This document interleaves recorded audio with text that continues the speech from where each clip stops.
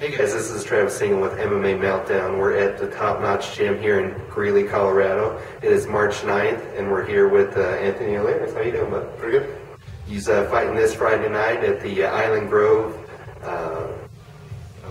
Event Center. Event Center. Yeah, it's Island Grove Event Center here in Greeley, Colorado, just pretty much down the street. He's going to be in the co-main event, heavyweight fight against Josh Copeland out of Grudge. And Josh has actually got a 1-and-run record in amateur, and you got a 5-and-3 record. I know your last fight was actually against Vinny Colon, your last loss, and you were really on a great streak and stuff. Tell us a little bit about the Vinny fight, and then I know you kind of had a problem with going in between camps and stuff like that. So. Yeah, I was at ATT, training hard. I think I overtrained for the fight. So we were putting in 2-a-days. I did too long of a camp. No excuse. Vinny's a great fighter. He caught me. He caught me with an overhand right and dropped me. I just think if I was a little bit more rested or a little bit of preparation, a little different, prepared different, I would have been okay. Okay. Yeah. Now, as far as Josh Copeland, have you seen a lot of footage on him? Have you been able to see like video on him? Yeah, I've watched the only two of his fights. Yeah. Yeah, he had a pretty impressive submission armbar in his last victory, and then his first amateur, I think he was kind of with the guy that he probably shouldn't have took a guy with the that first amateur fight and everything, but yeah, he definitely improved his last fight. It was for Rocky Mountain Bad Boys as well, and it was down at Red Jerry's and got that submission armbar and stuff. What's some of the strengths and stuff of his that you're probably going to have to work on? With Josh, most likely, just because I know his background is the ground game. Yeah. Excellent jiu-jitsu wrestler. Pretty good stand-up, but that's my strength, the stand-up, so I welcome it. Yeah.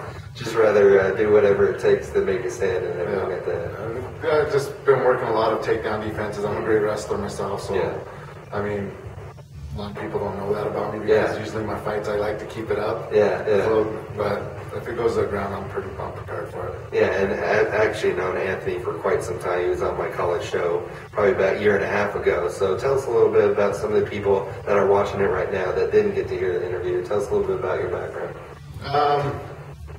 Been doing this for almost a little bit over 3 years with my family, Top Notch MMA Gym out here in Greeley, Colorado. Started out with them.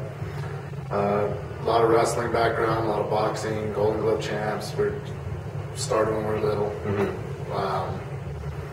Just wanted to get into something different. It's the competition. Yeah. I just wanted to feel. I love competition. I love competing. Started doing this, and my cousin Mike Alirez, and here we are. Yeah, exactly. Yeah, as far as even if MMA doesn't work out, or if it does, would you ever think about doing maybe boxing and MMA at the same time? Or yeah, I'm looking at it as I want to get to the highest point I can here. I mean, I'm gonna have to stop somewhere. Yeah. Either coaching, I'd like to coach, or promoting, or managing, something with the sport. Oh, that's good. Now, as far as you have a 5-and-3 record as an amateur. Are you talking, maybe even with Mike and stuff to try to get you as a pro? I was supposed to actually be pro on this. I was supposed to pro debut on this. Yeah, that's what I thought. Yeah. But speaking with the promoters and stuff, we stuck around after do this amateur fight, see where it's. Because it's a good fight. Yeah. Amateur-wise, it'll be a good fight. Should have been a pro. All my fights, all the guys that I fought and faced, every one of them were for title shots, and they all should have been pro fights. Yeah, they should have been, And some of them have switched over to pro now, too, especially with, like, Vinny and stuff, too. So what's some of the things, like, as far as Josh's ground game and stuff, is there something like, that is it kind of a bigger thing, even though, Top Notch is all the way out in Greeley? Is it kind of a bigger pedestal that you think when you're signing the deal with the promoter? Hey, this guy's from Grudge, we want to take some of the best in the state. Is that ever come into your mind? Not even more of the gym. The gym's a plus. Yeah. Just more of the name. I like to fight big names. I'm that guy that call it stupid or not. I look at it as to be the best, you got to beat the best. Yeah, exactly. So yeah, I think Ric Flair said that. So I take on all challenges. Yeah, exactly. And as far as your cousin's going to be the main event, he's facing Nate Bushman, and I believe it's like a catch weight of 150 pounds that they decided to do. Nate Bushman, he's coming off a loss that he kind of took short notice against Tyron Glover, who just recently signed with the Maximum Fighting Championship. What do you think about your cousin getting into it for the main event? I think he's going to, my opinion, he's going to destroy Nick. Yeah. Just different styles. You got one stand-up, you got one guy who likes to stand up, and you got a guy who likes to, it's the wrestler versus boxer. Yeah. But a lot of people don't know that Andrew was a long-time boxer. Yeah, exactly. Yeah, a lot of people don't realize that. They don't realize that. It's just he utilizes his strength as wrestling. So, I mean, if he wants to stand up and bang, he's going to stand up and bang. Yeah, and I think this card overall is just great that Keith put together because, you know, within the next, even the last show that they had for Mortal Kombat with Seth's show, you got shows like Keith and you got shows coming up here where they're pretty much putting these guys that have in the so-called rankings of Colorado MMA, that they're putting the best guys out there, period.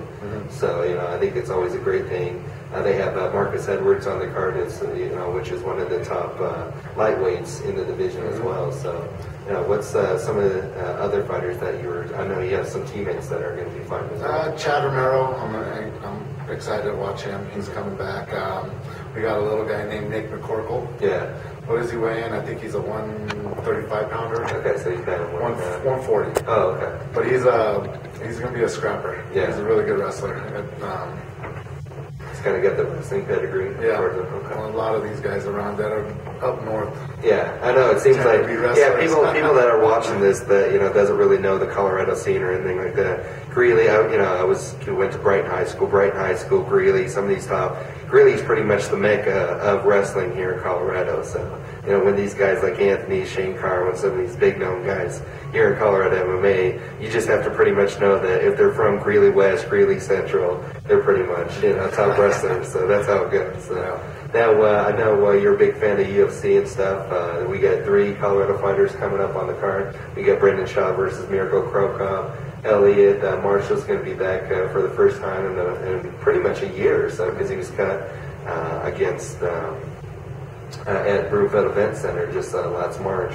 And then you have Nate Marquardt facing Akiyama, who's what's some of the fights that you were looking forward to that, or even the main event, John Jones Shogun? Looking forward to Shaw. Yeah. Just because I want to see how he does against somebody. Krokop is maybe on a decline, but he's still dangerous. Yeah. I want to see where Shaw is on him. Yeah, as a top exactly. He's stepping up a little bit. That's pretty much it. The other guys are. Yeah, because even Nate, I think Nate's getting a good challenge, but I think it's pretty much it almost seems like it's almost like a setup where it's pretty much feeding Akiyama to the wolves. He had a great fight against Bisping where he lost. He had a great fight against Levin where he basically lost the submission as well.